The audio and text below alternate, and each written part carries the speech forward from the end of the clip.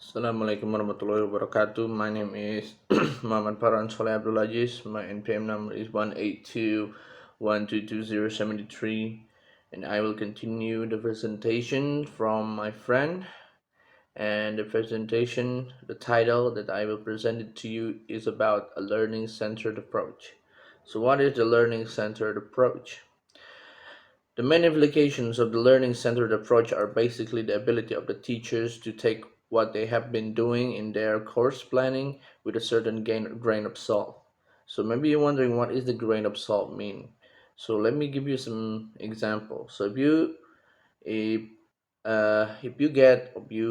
you find some information from someone that you couldn't really couldn't really find the credibility or the truth or the fact about those information, you couldn't just send it to somebody else and tell that this is the true fact. So also means that you need to be more careful about something. You need to more look at the situations, and also uh, what is that, process the informations before you send it to someone else. And in these cases, in this learning situation, you couldn't just use a single method and then expect the best from the student, because each student has a different expressions, different habit, different behavior and kind of stuff. So there is no such a thing we will ever do in a class that is going to work for every single learner, as I said before. So in the same way, and we cannot expect it to happen. So each learner has their own cognitive structures, their own preference, their own wants, their own histories. We cannot get to their heads directly. Thus, we really don't have access to a lot of information that we might actually need to have access to in developing our courses. The best way of dealing with this fact is then is to simply be very sensitive in a classroom and really try to keep tabs on how individuals are reacting to the plans you have to put together, and always being ready and willing to change what you have planned if there is a good enough reason. So in these cases, we see that not every planning courses that teachers do created will be affected the same way to the each learner, to the each student. Students have a different preference. Every single individual are different. So to be a great teacher, you need to able to identify each individual, trying to adjust and keep looking at the situations about the student. As you can see in this chart here, in this mapping, we have identify learners, and then it's split to the right and left lane. So let's see from the left lane first.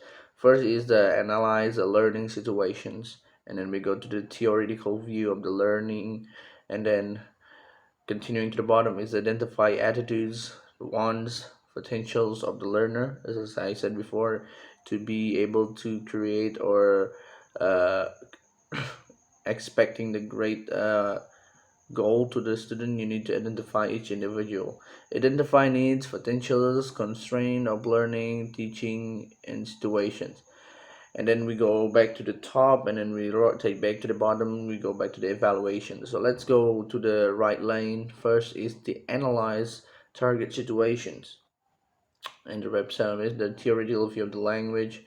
Identify skills and knowledge needed to function is the target of the situations. We go back to the evaluations. Write syllabus material to exploit the potential of the learning situation in the acquisitions of the skills and knowledge required by the target situations. So as we can see from this chart, that to know and to adjust how each student differ from the other is to making a syllable or syllabus, so that the teachers know, or the teachers knew, how to adjust and how to adopt with each individual student to reach the greatest goal. Then let's continue to the next chart here. A learning-centered approach to the course design by Hucking, Hutchinson and the Waters. I'm sorry if I pronounced the name wrong. I'm pretty sure I pronounced it in the wrong way, but yeah, let's see from the It's the chart is a vertical, so you could easily identify it. So first thing first is identify the target situations or a language-centered approach. Analyze the target situation, consider the learners to hear. Analyze the learning situations, a skill-centered approach, consider the learner to hear. So this learner has to, right, in between identifying the target situation and analyzing the target situations. And the third one is analyzing learning situations. Write the syllabus, write the materials, teach the materials, and then evaluate, is that material work for that individual or is that not.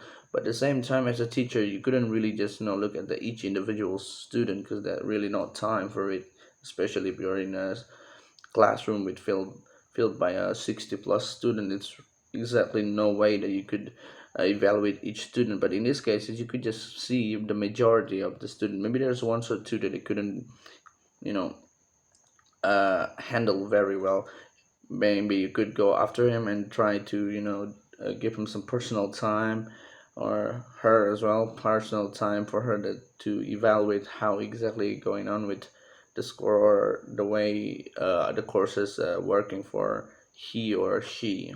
So let's see after that. So that's it. Thank you for watching. My name is Farhan Soleh. I'm sorry if I had a lot of mistake. I'm pretty sure I have a lot of mistake, because I didn't I didn't think I really explain it in a great way, or in the right way enough. So thank you for watching. Once again, sorry for my mistake. I have a lot of mistake. My name is Muhammad Farhan Soleh, and thank you for watching. The camera is there, but I look at it here. But okay, never mind.